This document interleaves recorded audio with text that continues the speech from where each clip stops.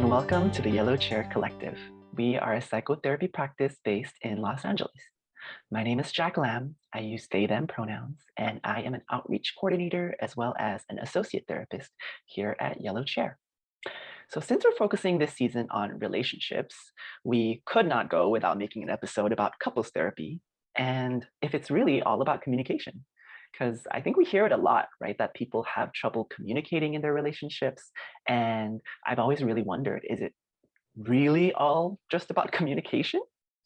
So today I am really excited to talk to Jessie Li, who is a licensed marriage and family therapist and also my clinical supervisor.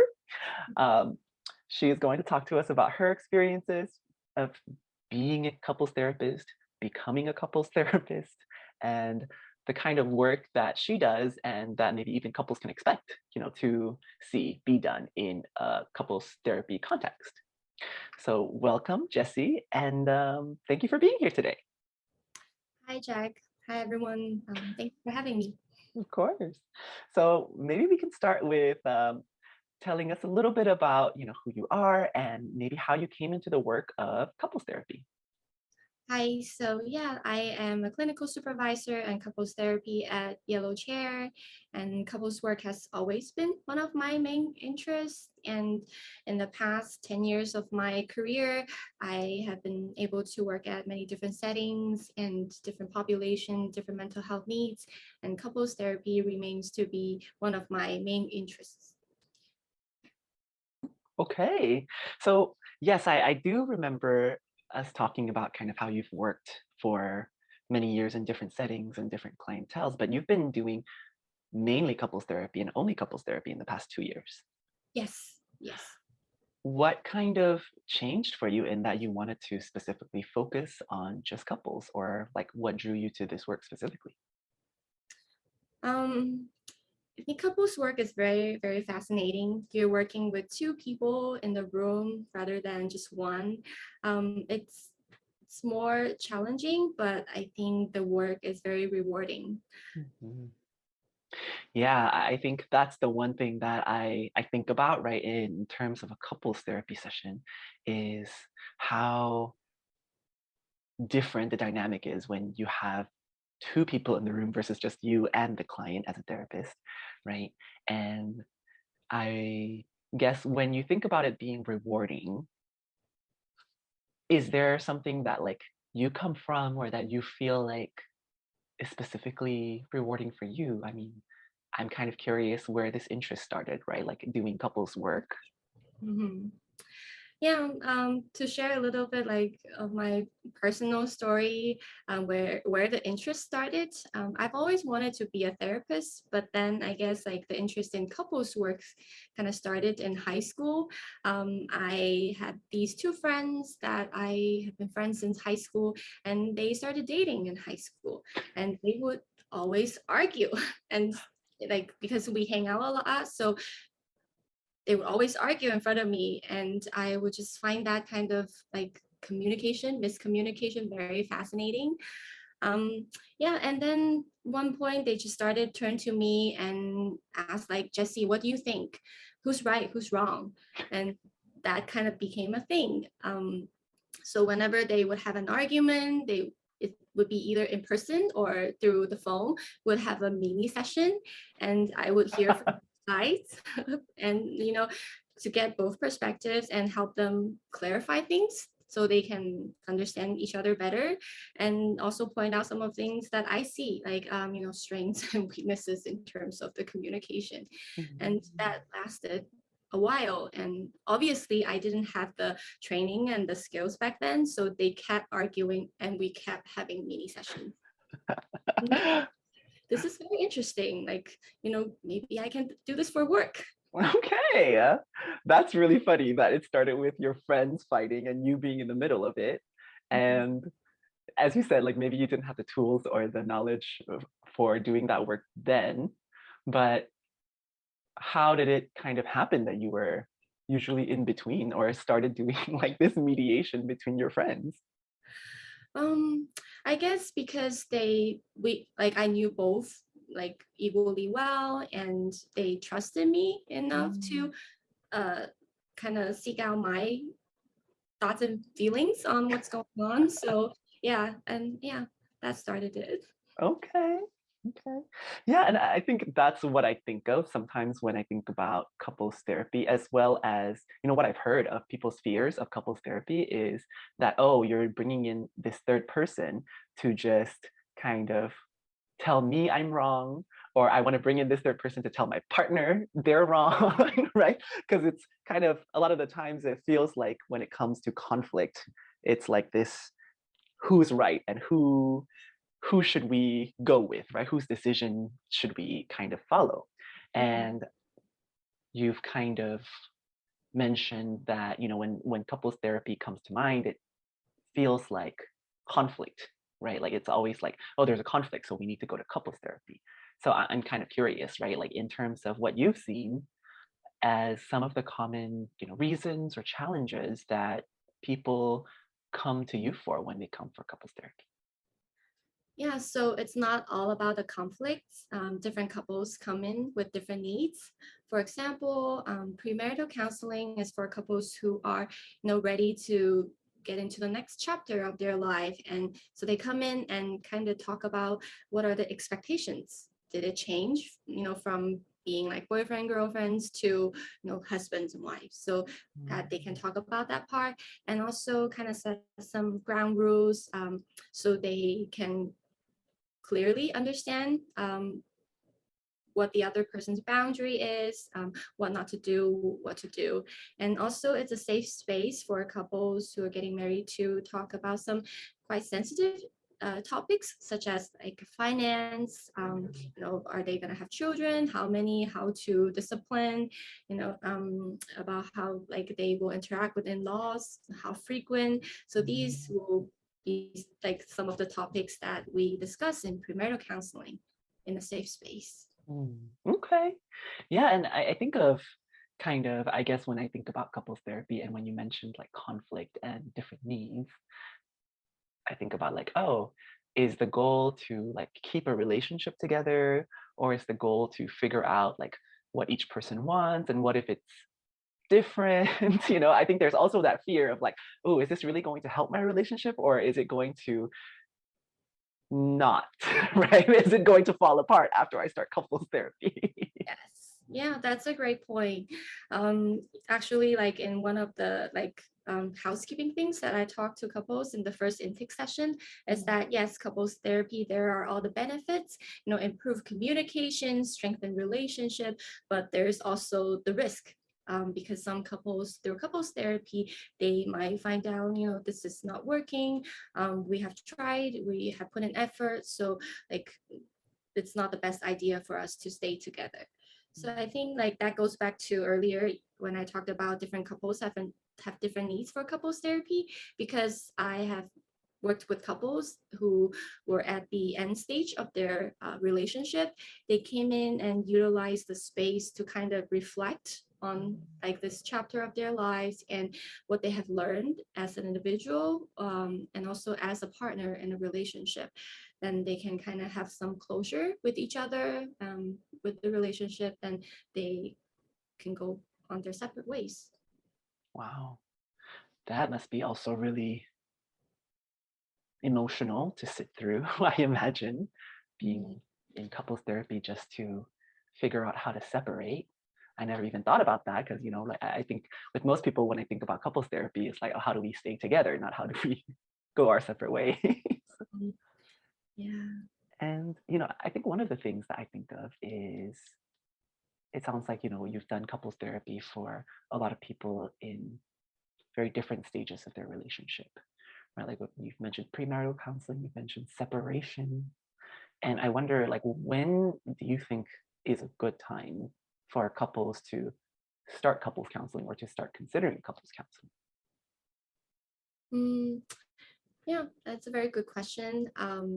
Like I don't have an answer like that's, oh, exactly this point you should get couples counseling, because different stages have different needs. So it really depends on um, what stage you're in with your partner, and how much do you want to like do in terms of prevention, like, discussing the rules and expectations, or intervention, like when things happened kind of out of control, you want some help. Mhm. Okay. Yeah, and I think as you're talking about this, I remember one thing that we discussed was kind of how, in general, we don't get a lot of education or learning about how to be in a relationship, right? Like what we want out of a relationship and how to navigate things.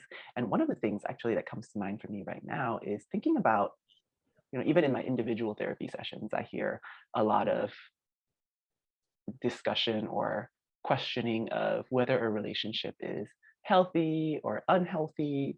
And there's, of course, a lot of infographics and a lot of like talk now about like, oh, that's a toxic relationship versus not a toxic relationship. And I wonder, I'm curious if you've ever kind of been confronted with that in your couples counseling sessions, where if ever a client has asked, this is toxic, right? Or this is not healthy, right? And I wonder, like, how do you respond to kind of those kind of questions, right? Because it's kind of like putting you in a spot. It's almost as if asking you, like, should we break up? Should we stay together? Is this okay? Is this not okay? Mhm. This might sound a very like thing that therapists would say, but then I don't have the answer. Like, you ask this question, like, I think you have the answer. Do you think it's unhealthy? Do you think it's toxic? Do you want to continue? Like, I think I might do some psychoeducation on what a healthy relationship looks like, communication. And but at the end of the day, I think like it's about the person who's asking the question.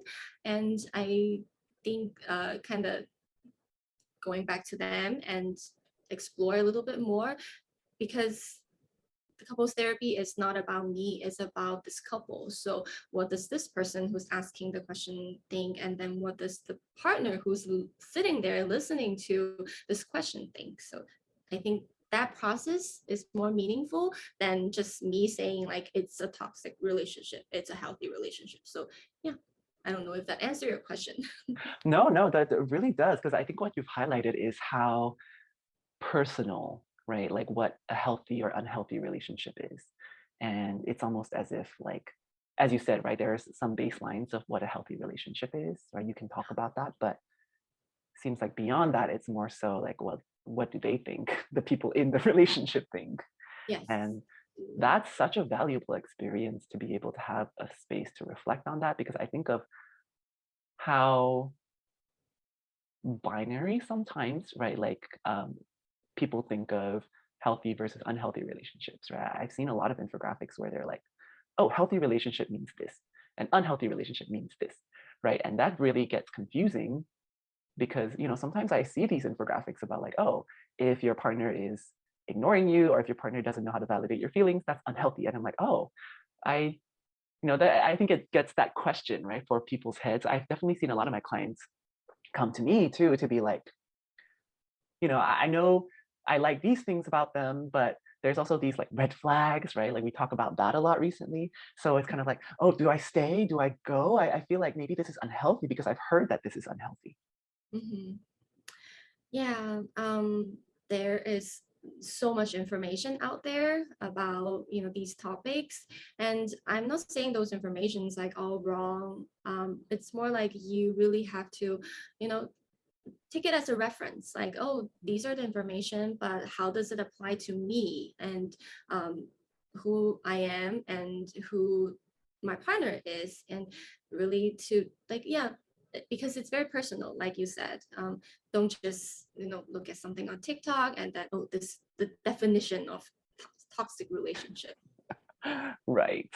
Yeah. And that's the thing. I think a lot of relationships that we see in the media and on TikTok, right? Like, or anywhere, it seems to be like very portrayed in extremes, right? Either it's a super healthy relationship, everything always goes really well, or Yeah. it's a super toxic relationship where the abuse is so apparent and so like in your face, right? And you clearly know it's wrong, but it's harder to kind of determine, or sometimes it gets really confusing when it's like the gray area, which is, I feel like most of the time in like real world relationships. Mhm. And I was thinking about this because you were saying, I guess you were talking about different reasons people come to therapy to talk about really, really difficult things.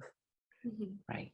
And I wonder if you can kind of give us some examples about like what are some really difficult things that you've seen people maybe struggle with talking about regularly and could use couples therapy to help talk about.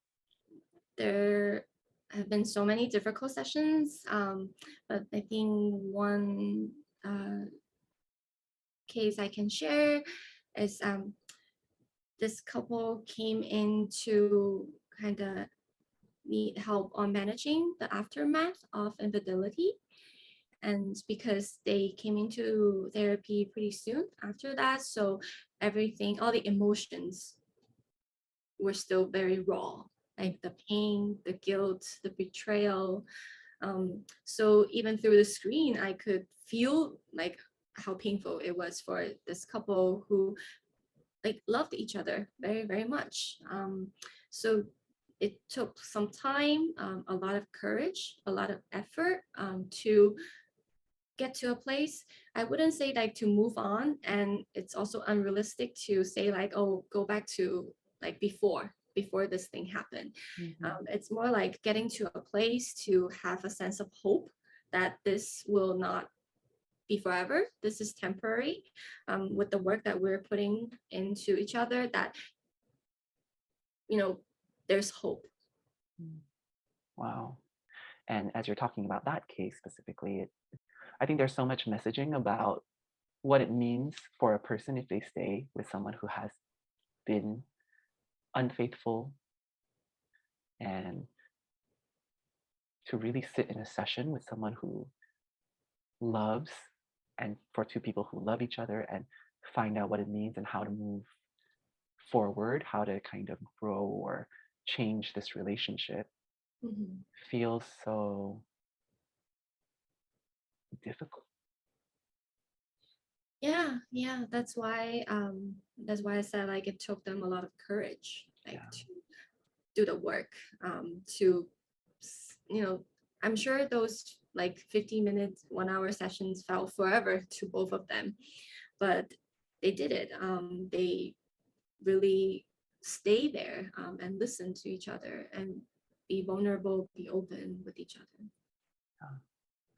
And I know that's a big thing, right, in couples therapy, or so I've heard, right? Communication, listening to each other, accepting, the perspective of a different person. But I really wonder, kind of, is it really, all about communication? How much of it is down to communication? And is there other things that kind of usually impact the quality of a relationship? Yeah, I'm sorry, I don't have a more exciting answer. It is communication. It is the number one thing when it comes to couples therapy. I think once in a while we have like new terms to describe it, new ways to navigate it, but it's communication. And I think that's because communication is not just two people like, talking to each other. It's so much more. It's their Mm. personalities, it's their family background, educational background, career path, cultural differences, like the list goes on and on. Right. So in order to really understand each other well and be okay, be yeah, just be open with all these different factors in the room, because in order to be effectively communicating with each other, understanding each other, have empathy for each other, then also with all these factors in the room, it's not easy. Mm. Yeah, I mean, I feel like this is like the bubble bursting where I was like, oh, maybe there's more than communication, but it sounds like it is. It is just communication, but it's not just communication. It sounds like what you're saying, Yes. right?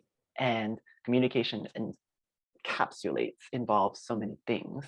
And I wonder, what are some ways that you usually work with couples to kind of improve their communication? Yeah, one exercise that I do with all of my couples is that uh, they would face each other and hug each other, and then like they stay in the hug, but then they take turns to describe what they see in the room.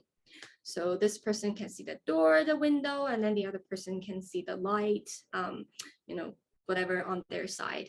And after they do that, I have them, face toward me again, and I talk about the purpose of this exercise.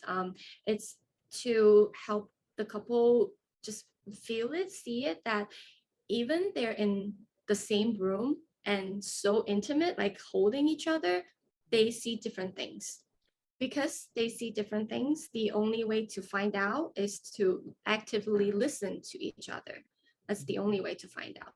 That's the perspective. Like, how can you understand each other's perspective? The only way is to listen to each other. Wow. I think that exercise has been quite helpful. That's why I do it with all of my couples. Yeah. Yeah, no, I love that. Even because I think one thing, as I've mentioned, right, Jessie is my clinical supervisor. And one thing that I love about Jessie and how she works is how you work, right? Is like these analogies or metaphors, right, that you use a lot of the times. And it sounds like this is such a beautiful one, right? Like you're describing this couple hugging, they're in this situation together, but they're almost as if experiencing completely different things or different sides of a thing. And how they could really come together is just this communication and this listening to each other. Mhm. Wow. I'm gonna like sit with it because I think that's so powerful to think about, right? Like the way that even as a couple, as you said, this intimate unit moving through things together, they're experiencing very different things. Mhm. So how do you help them kind of communicate that? And how do you help them kind of listen? Mhm. Yeah, if they want to engage into the hug like every time after an argument, like that would work, but then it's kind of unrealistic to ask them to do so. So some of the kind of specific skills that I would give to my clients, it's very, very simple, very, very basic, but very, very hard to remember to do it when you are, especially during a heated moment. Mm. That is, you know, first thing is take turns talking. Like don't interrupt each other. Like actively listen to the other person as they tell you their thoughts and feelings rather than thinking about what I'm gonna say to your points. Yes, it's very Because hard when it's heated. yes. Yeah, so I think some couples they do this like you know practice like holding a pen. Like when I hold this pen, it's my turn to talk. And after I talk, then you tell me what you have heard, and I will let you know if you have heard me correctly. That's the next step. And then after this person is done, they give the pen to their partner, and it's the partner's turn to share what their thoughts and feelings are. And this Oof. partner will do the same thing, actively listen, and then at the end, share, tell them what they have heard, and if they have heard that their partner right. Oh my God. As you're talking about that, yes, you're right. It seems so simple. It sounds very easy. But as I'm imagining the scenario and I'm thinking about like if I'm really angry, Mhm. it would be so difficult for me. I'd be like, I'm sorry. Like I want to listen, but you've had the pen for like 15 minutes. And I think that's too long. I see. Yeah, it's hard. It's hard. I think there, just like many skills and exercises, like we can talk about the barriers of doing these exercise. So if during that moment it's hard to do the active listening, maybe you guys can go separate ways for 10-15 minutes to, drink a cold beverage, to take a quick shower, kind of do some grounding exercises, then come back. Then maybe at that point it's easier to do the active listening skills. Okay. Okay. So there are ways that you still get to work with that and figure out how to overcome this. And, I think one of the things that I'm thinking about too, as you're talking about like getting heated and arguments and conflict, I wonder, since, we are Asian and Asian American focused practice, I wonder if you've noticed any kind of trends or patterns in terms of Asian or Asian American couples and what they come in with and what they have difficulty kind of resolving or talking about. Number one, it's not necessarily about the communication and what's happening in session. It's what's happening before. That is since mental health services, therapy is still not as widely accepted in Asian American communities, um, when it comes to couples therapy, it involves two people. So sometimes one partner will really want to have couples therapy, and then they just have a very difficult time convincing their partner, like this can work, let's try. I have had so many consultation calls where the partner will be telling me like, I think this will really help, but my partner is just not interested. I don't know how to convince them. It happens quite often. And usually during those cases, I would just, validate and normalize this, and then maybe give them some like information on how to like explain to the partner what couples therapy is, kind of destigmatize therapy, and maybe that way the partner can change their mind. Yeah. Yeah, no, I completely hear that because literally just the other day, one of my friends was talking to me about entering couples therapy. And I think I caught them saying, yeah, I'm in couples therapy for them. And I'm like, for them, as in for their partner, right? And I was like, I don't know if that's how couples therapy works if it's just for one person. I think it's more, Yeah.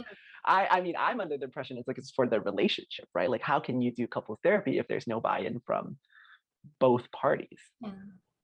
Yeah, you're right. It's for the unit, and I have learned this like analogy from others, but then I use it a lot in my work. It's couples therapy. A relationship is a dance, so it's not just one person's fault. Like it's how you dance with each other, like you stepping onto each other's toes. Like so, it's not just one person. Both partners have to be engaged, be putting in effort in order to have a better dance, a smoother dance. Yeah, and I think one of the things that I think of too is kind of like sometimes there's this impression of like, I'm so good at dancing, I'm amazing at dancing and you're terrible at dancing. Like, we need to go to couples therapy because you need to learn how to dance. And I wonder like how you, if you've seen this and how do you approach this? Because it's also very similar to the situation you're talking about, right? Like one person really wants to be in therapy and another doesn't.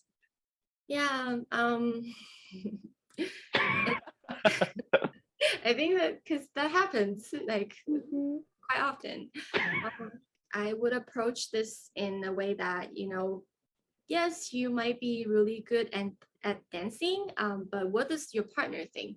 Does your partner think you're good at dancing? And like, Oh. I'm sure, well, in much like gentle ways of this, but the No, that's true. You're right. message is, because you think you're good at dancing is not all, because you're not in a relationship with yourself. You're in a relationship with another person. And maybe since you're so good with your dancing moves, help your partner become better at this dance. And I think like that way you guys can have a good relationship together, not just one person feeling that, oh, I've done everything right, nothing wrong. Yeah, no, I'm sitting with that quote of you might be very good at dancing, but you're not dancing with yourself. Right, because you're choosing, right, to dance with this person and you can't really, Yeah. it's not productive, right, to kind of continue staying in this position of like, I'm a better dancer, you're not a good dancer, Mm-hmm. because Yeah. that doesn't really help the relationship. Maybe I'm feeling personally attacked. That's why it's kind of like hitting.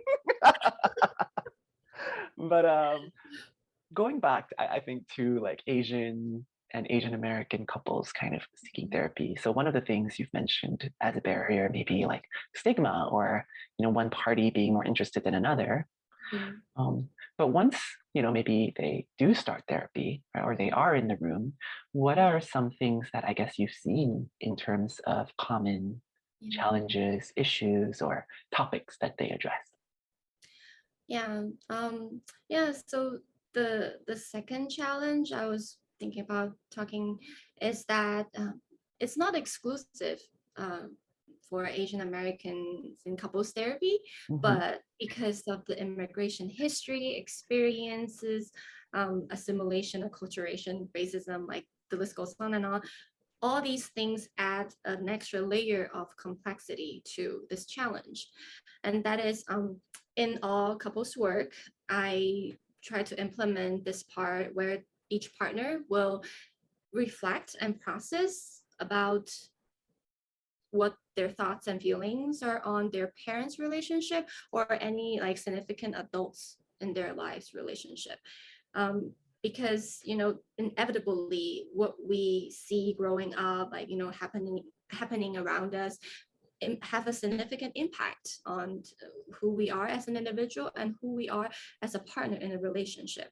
So that little intervention is for each partner to gain more understanding where some of the behaviors might came from, or some of the values and understanding what one should do in a relationship came from. And I think the other purpose for this intervention is so the partners can have more understanding about each other, like empathy for each other, because oh, this is how they learn to be a partner. So kind of not take it personally that much. I think that creates more empathy and more willingness to help each other out. Yeah, I find that so beautiful in a sense too, in that sometimes you want to get to be closer to your partner and you want to understand your partner better, but you don't really know where to start or where to go, right? It's kind of like you don't know what you don't know, right? And having this couples therapist, as you were talking about, these interventions that kind of help deepen this understanding of what your partner's background is and where they're coming from and why they view the relationship in ways that they do.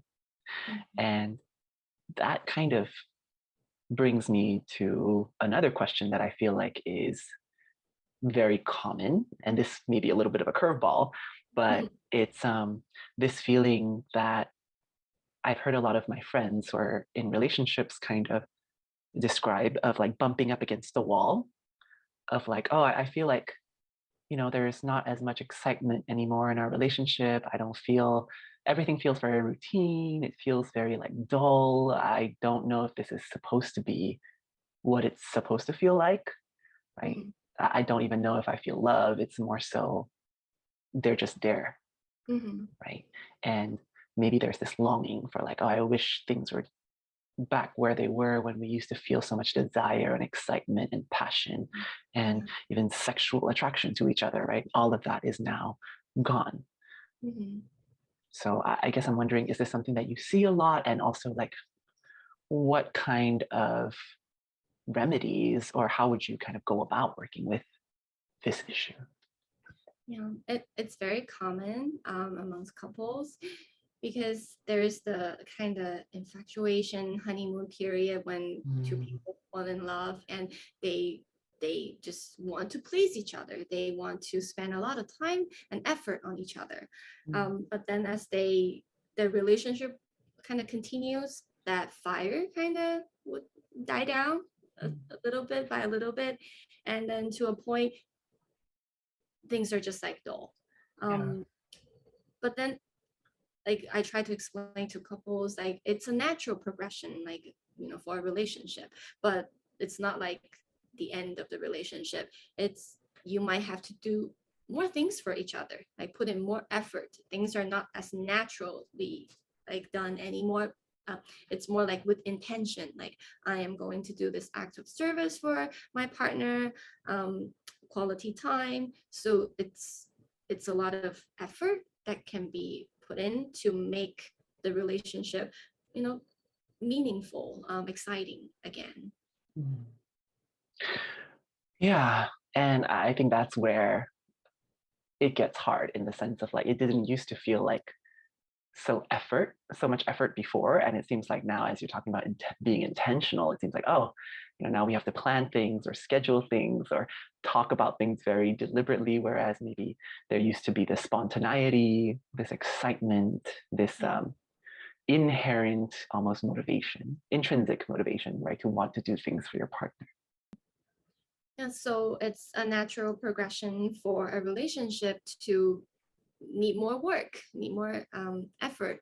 There is a reward by doing so because the relationship has gone on the next level with even more trust, even more meanings to having your lives intertwined.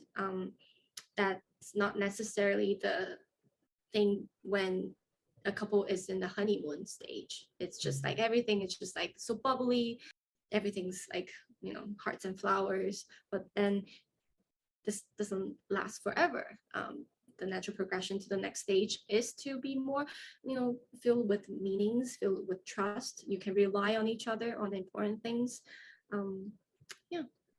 Yeah, I really like that. I think a lot of the times when people think about this loss of passion, excitement, desire, it's harder to think about, seems like the gains, right? Like that you've mentioned of like more trust, more reliability, maybe more security in a sense. Yeah.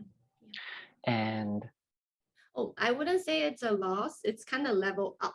Like, you can still have all the fun stuff, like, planning dates, going to camping or things like that. It's level up. okay, that's my bias coming into it. I'm like, that's a lot.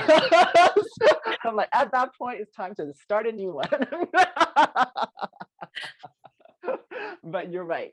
There's still this excitement. You can be more intentional, as you've talked about. And, I want to kind of close out this episode with, thinking about what we've talked about today and, how many barriers there are when it comes to relationships and seeking couples therapy as a support. And I wonder if you have any tips for, any couples or anyone in a relationship that might be considering couples therapy, Mhm. um, or are just in general going through relational difficulties. Mm, yeah. The number one thing I want to say is that relationships are hard. Um, Even if you like, sometimes you might feel like you have put a lot of effort, like you try your best, but still things are not working out. Um, it's hard because involves two people and you bring in so much into the room. But I'm hopeful because, if you are in this relationship, you want to improve, you want to um, have a better relationship, then there are things you can do. I think nowadays there are a lot of like seminars that couples would attend to kind of, as a group, they learn new things and they do exercises and to strengthen the relationship. And I think that's one thing. And then the other thing is, couples therapy. Don't hesitate to reach out and try it at least and see what it can bring you. But then more like, besides those, I think concrete tips, I think just try actively listen to each other, take turns talking. We teach children, like, taking turns, like don't interrupt each other. Oftentimes adults forget to do that. So I think back to the basics, like just listen to each other, make each other feel heard. I think that even though it's so simple, but it prevents the spiraling down in a negative way very effectively. Because oftentimes, if we're not actively listening to each other, we automatically make assumptions, and assumptions create like, feelings, and it just continues on and on. So just try the initial step, listen to each other. Okay. Yeah, I really love what you had to say. And I think this hopefulness almost feels so infectious because we started talking about kind of these misconceptions of couples therapy, of kind of the stigma around it, and this idea that people come into couple therapy because there's an issue. And through this conversation, I feel like I've learned a lot in the sense of like, oh, it's almost like, well, no, the couples therapy is a tool for you to like build deeper connection, right? To find more ways to feel good and improve on this relationship that you really want. Mhm. And in part of destigmatizing it is being able to seek help, being able to have seminars and attend seminars with couples, right? Because even as you were talking about it, I even got like this automatic thought of like, oh, those are for people with issues, right? Like, why would you be looking into a seminar if you don't have issues? And I'm like, okay, there's a lot of stigma. But that's why I'm so happy to be able to have this conversation with you, Jessie. And if anyone is seeking couples therapy services with you, where can they go? Um, for yeah, they can just kind of go to the Yellow Chair website and the team section, and they can see all the therapists on our team.